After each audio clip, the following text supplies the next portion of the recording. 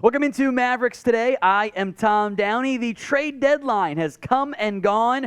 The Mavs got Kyrie Irving before the deadline, but despite all of the rumors around players like Christian Wood, Tim Hardaway Jr. as well, the Mavs did not make a move. But now, it's buyout time. Today we're taking a look at some of the top buyout candidates the Mavs could pursue in NBA free agency. There will be a very strong trade buyout market this year. So we'll break down a whole bunch of names beginning with Russell Westbrook, which I'm not sure I love the idea of Russ and Luka and Kyrie Irving all together. It's a big-time name. Russ at, $2 million is a lot better than Russ at $47 million.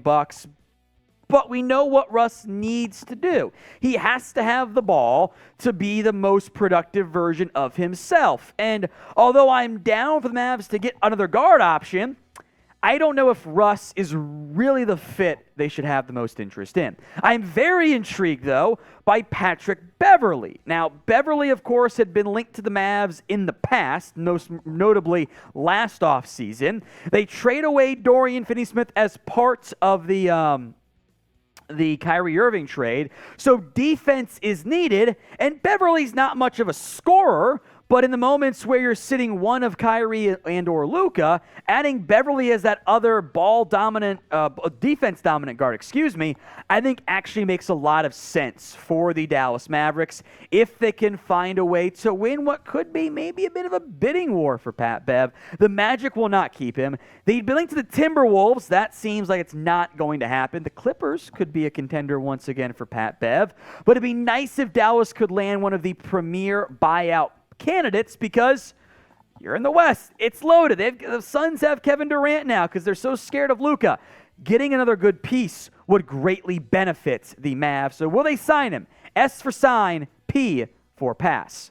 We all have bad habits, and we certainly know how hard it can be to kick those bad habits. Our sponsor, Fume, is on a mission to accelerate humanity's breakup from the bad habits that consume far too many of us. Fume is a natural diffusive device that uses plants and behavioral science to help you trade out your negative habit for a positive one. I didn't really expect much from Fume when I got it, but the minty sensation is strong, and the Journey Pack comes with 3 unique flavors for you to enjoy: maple pepper, crisp mint, and my preferred flavor, white cranberry. Important to note that Fume is not a vape. It's a non-electronic device designed to transform your negative habits. The easy way to stop a bad habit is make the switch to a positive one, and Fume is designed perfectly to do just that. Head to tryfume.com/chatsports and use code CHATSPORTS to save 10% off when you get the Journey Pack today. That is tryfum.com/chatsports and use code CHATSPORTS. Save an additional 10% off your order today. Links in the comments section and the description of today's video. More guard help. How about Reggie Jackson, now a member of the Hornets? Producer Coop is convinced one of Beverley or Jackson will end up in Dallas, and that would be a quality outcome. Jackson offers you more scoring than Pat Bev does, although, probably not the same level of defensive acumen. But getting one of those guys would greatly, greatly benefit the Mavs as they make their push to win as soon as possible without sacrificing long-term assets with one of the best players in the NBA in Luka. Another guard, John Wall.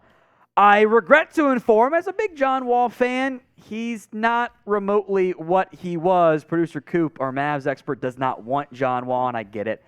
I'm sorry to say, he's washed. He averaged 11.4 points per game with the Clippers, now a member of the Rockets, which is hilarious. I love NBA trade deadline season. But the efficiency is horrible. I know I'm saying this, he's a less efficient Russ right now, which is not a good thing. So of the 4 guards there, I think Wall and Westbrook near the bottom of the preference list.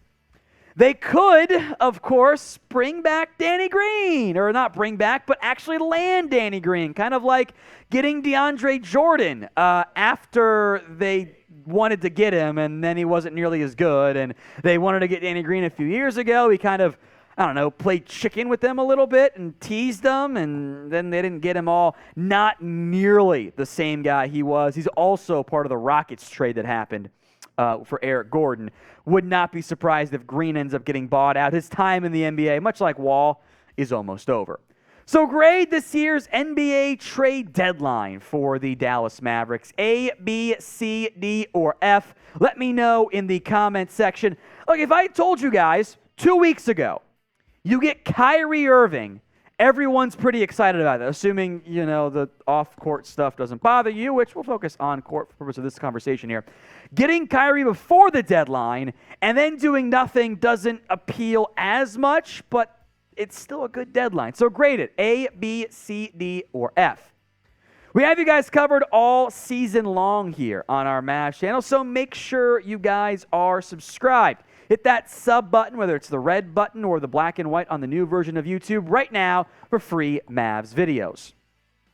How about a big man? Nerlens Noel. I would not be surprised if he gets bought out by the Detroit Pistons. Noel is not the same player that he was at his absolute best. He's just not the same impact player anymore. He's just not as productive. But as a backup big man, a couple of minutes per game, that can impact and benefit a team like the Mavericks, who I still think need another big man. I think more ideally, as we'll get to momentarily, a wing would be great. But a backup big in Noel, who would be a reunion in Dallas, isn't the worst idea either.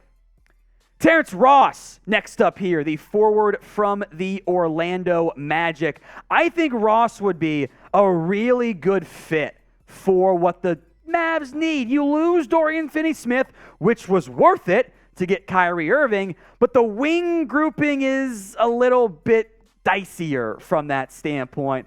Ross, again, is not what he was at his peak. None of these guys are. That's why they're buyout candidates. But adding a wing in Ross who can still shoot would be a good fit alongside the now duo, at least for the rest of this season, in in Luka Doncic and Kyrie Irving. Let's go back to a veteran guard here in one George Hill. Now, there was once a time where I loved George Hill because I'm a big fan of 2K. At least I used to be. I don't have much time when we were with a kid at home. For whatever reason, I was weirdly good with George Hill in 2K. I just had a shot down. That peak Pacers team of George Hill, Paul George, Danny Granger, and Roy Hibbert, man, I cooked with that squad. And that's not remotely the same guy you're getting, although he's back on the Pacers now. Again, the Bucks trade happened, which was kind of funny to me. The Bucks shipped him off to Indiana because, of course they did. Hill, of the guard options, I would almost rather have John Wall, but Hill can still do some veteran-focused things for you. He's a clear tier behind some of those better guard options, the Reggie Jacksons, the Patrick Beverleys. But I think from all the rumors we heard about the Mavs going on at the trade deadline, adding another guard is a big focal point for them. So in the event they can't find one of the better guys, the fallback option of George Hill isn't the worst idea out there. So sound off for me in the comments section. Name a player you think the Mavs should sign in the buyout market. Let me know in the comments section what player you want the Mavs to add. Assuming they get bought out, keep it realistic. The bigger names aren't going to get bought out, but throw that player name for me in the comments section. Another big man, Dwayne Dedmon, who is going to be bought out by the Spurs, I would say is a better option than Nerlens Noel. Bit older, but fills a similar role of the defense, etc. there. Heat traded him away. Spurs are going to waive him because, they're tanking, obviously. 10 minutes a game, I like the fit. Furkan Korkmaz, who I'm not going to pronounce his name correctly because you got to be kind of crazy to demand a trade when you're averaging, 4 points a game? Yeah. He's a guard. He can shoot a little bit, but Korkmaz is not a fun name. Overseas guy, not been the most successful player there in the end for the Sixers. Let's see if he gets bought out. It's not a great sign when you don't trade away a player who demanded a trade because is he gonna mope? And we'll find out in Philly. If he does get bought out, maybe the Mavs have interest as a backup kind of wing option because the wing option's not great at the buyout market this year.